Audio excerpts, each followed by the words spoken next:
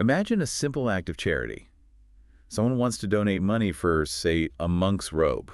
Seems pretty straightforward. Yeah, just a nice gesture, right? Right. But what if that simple gift completely backfires? What if it leads to this big public outcry, someone actually getting fined? And then because of all that, this incredibly detailed ancient rule gets written. Ah, okay, so a human story behind the bureaucracy, essentially. It sounds like something that could definitely happen, where good intentions meet practical problems. Exactly. And that's what we're getting into today. We're doing a deep dive into a really interesting bit from an ancient Buddhist monastic text, Nissaggiya X.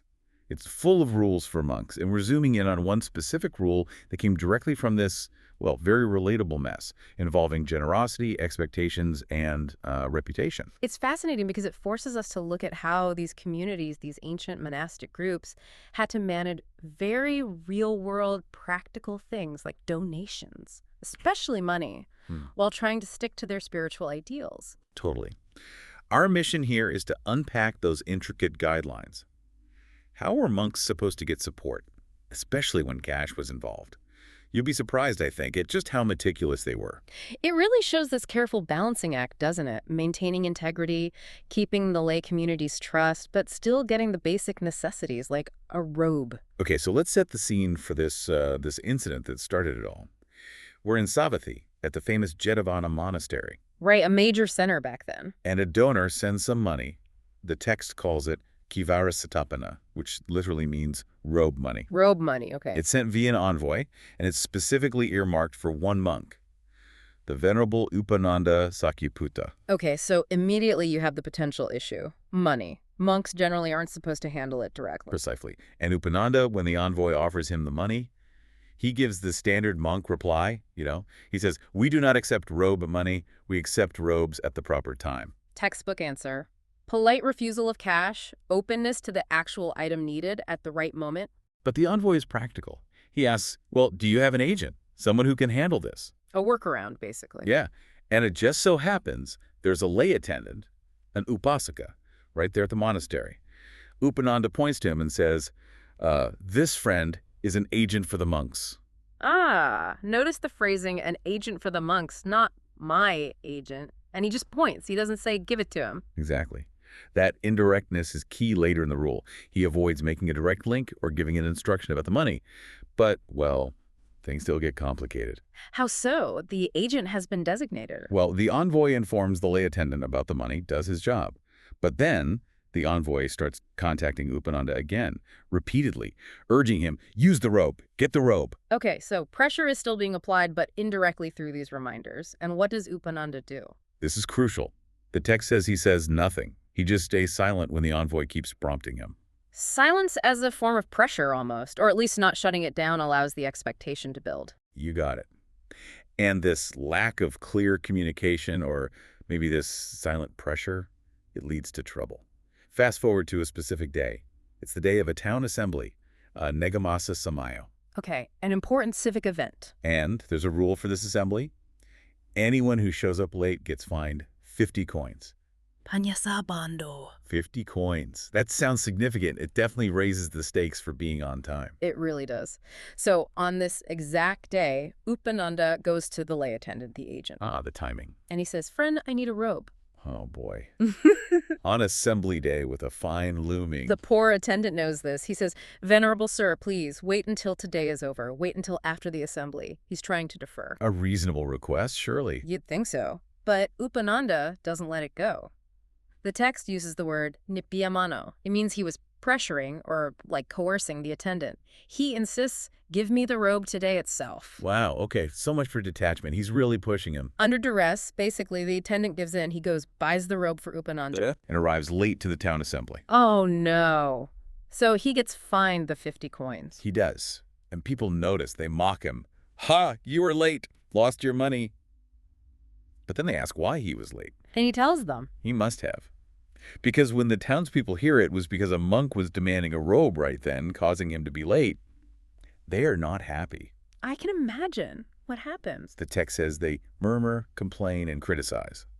They start saying these Sakyaputta ascetics, the Buddha's followers, are greedy and never satisfied.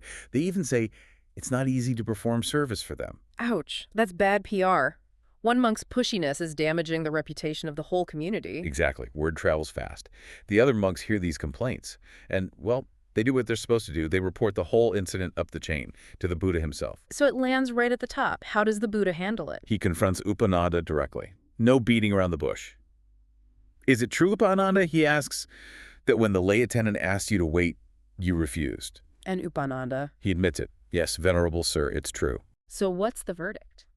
The Buddha criticizes him quite strongly. How can you, foolish man, not wait when asked by a lay attendant? He points out that this kind of behavior is bad for the faith. It turns off people who aren't yet believers and doesn't exactly encourage those who already are. Right, it undermines the whole spiritual enterprise by making the monks seem demanding and inconsiderate. A clear breach of conduct. Definitely. And this whole mess, this very public incident, becomes the reason, the catalyst for putting a formal rule in place. The sikkhāpada, the training rule, to prevent this exact situation from happening again. Precisely. So the Buddha lays down this incredibly specific protocol. Let's walk through it. If a donor sends robe money via an envoy for a monk, Step 1. the monk must say the standard line. We don't accept robe money, but we accept robes at the proper time. Stick to the principle. Okay, consistent with Upananda's initial correct response. Then, if the envoy asks about an agent, the monk should point to someone suitable, a monastery attendant, a lay follower, and say, just like Upananda did initially, this friend is an agent for the monks. But the crucial part is what they don't say, right? Exactly. The rule explicitly forbids the monk from saying things like, give the money to him, or he'll handle it, he'll buy the robe. None of that. Just the indirect pointing. Keep your hands clean, metaphorically speaking. It's all about avoiding that direct command over the funds, avoiding the appearance of personal control or desire for the money itself. Right. Okay, so the agent is now informed. The monk actually needs the robe. What can the monk do now? This is where it gets interesting. The monk can approach the agent, and they can remind or urge the agent. Urge. How much urging is allowed? A very specific amount. The monk can say, friend, I need a robe, but only twice or thrice. 2 or 3 times, that's the limit for verbal reminders. 2 or 3 times. Okay. And again, there are strict prohibitions on what you can say. You can't say, give me the robe, bring it to me, go buy it for me. Yeah. None of that direct demanding language that Upananda used. Just the simple statement of need. Friend, I need a robe. So, very gentle prompting. If the robe materializes after 2 or 3 of those reminders, then everything's fine. Yep, all good. No offense committed. The system worked. But what if it doesn't? What if after 3 gentle reminders, the agent still hasn't managed to get the robe? Is that it? Not quite. There's another level of acceptable follow-up, but it's pretty unusual. It's called the silent approach. The silent approach, what does that involve? If the robe isn't obtained after the 2 or 3 verbal urges, the monk is allowed to go stand silently near the agent. The phrase is tashiputena udisa attabath, basically. Standing silently with that purpose in mind. Standing there. Yeah. Silently. How many times can they do this? Up to 6 times. Yeah. Specifically, the text mentions 4, 5, or 6 times. You just go and stand there near the agent, addressing them without speaking. That seems awkward. Yeah. And maybe a bit passive-aggressive, but incredibly restrained. It's extremely restrained. And there are rules even for the silent standing. While doing it, the monk isn't allowed to sit down, accept food from the agent, or even teach the Dhamma. You just stand there, signifying your need. What if the agent asks, Venerable Sir, why are you standing here? The monk's only permitted reply is incredibly brief. No, friend. That's it, just no, implying you know why I'm here. Wow. So if the robe is obtained within those 6 silent standings, still okay. Still okay. It's considered within the bounds of acceptable non-pressuring effort. Okay, this is incredibly detailed. But what if the monk still doesn't get the robe? Or what if they break these rules? What if they urge more than 3 times or stand silently, say, a 7th time? Now we get to the consequence. If the monk obtains the robe by exerting more effort than allowed, urging more than thrice, or standing more than 6 times, then it's an offense, specifically a Nissaggiya offense. Nissaggiya. What does that mean in practical terms? Nissaggiya means it involves forfeiture. The robe obtained through improper pressure must be forfeited, given up, usually to the Sangha, the community of monks, or maybe a designated group or individual monk. Patitiya means it requires confession and expiation to become pure again. So you lose the robe and you have to confess formally. Yes. There's even a standard formula for the confession. This robe of mine, obtained by urging more than thrice and/or standing more than 6 times, is subject to forfeiture. I forfeit it to the Sangha. It makes the transgression clear. And the rule clarifies what counts as robe money, right? It's not just coins. Your point. Yes, the text explicitly defines cīvara shetapana to include things like gold, silver, pearls, gems, basically. Anything valuable given for the purpose of getting a robe. So no loopholes there. Okay, one more scenario. What if the monk follows all these steps perfectly? The polite refusal, the indirect agent appointment, the 2 or 3 verbal reminders, even the 6 silent standings, and they still don't get the robe. The agent just doesn't come through, or maybe couldn't. The rule accounts for that too, which shows how thorough it is.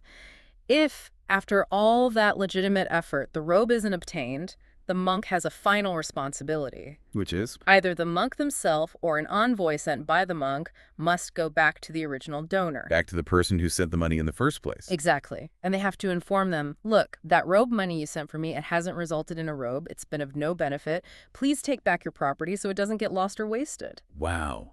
That closes the loop completely. It protects the donor from their gift being wasted and protects the monk from any accusation of, like, negligence or misuse, even indirectly.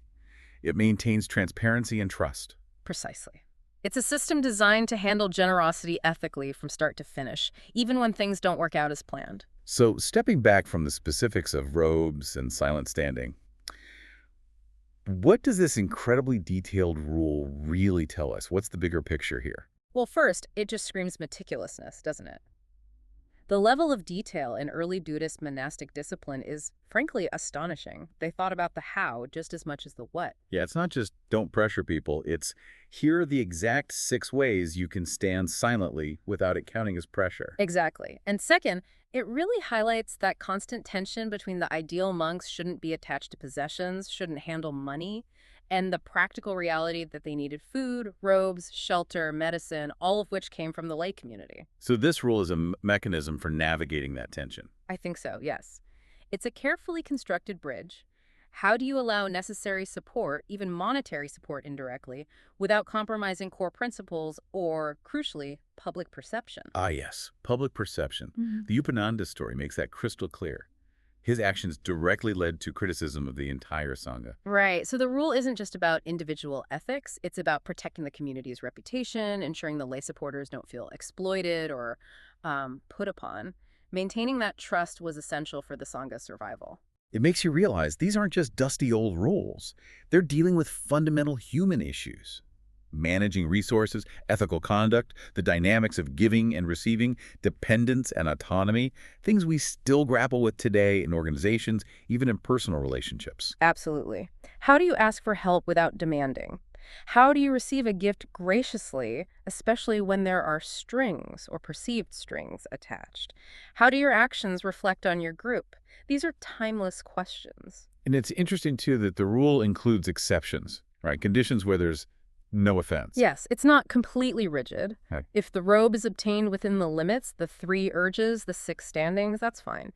If the donor themselves comes and urges the monk directly, that's different. And there are compassionate exceptions for, say, someone considered mentally unsound or for a monk's very first time making this kind of mistake. It shows some built-in practicality and perhaps leniency. A very human system trying to regulate very human behavior. So just to recap, we started with what seemed like a small thing. A monk being a bit too pushy about getting a robe.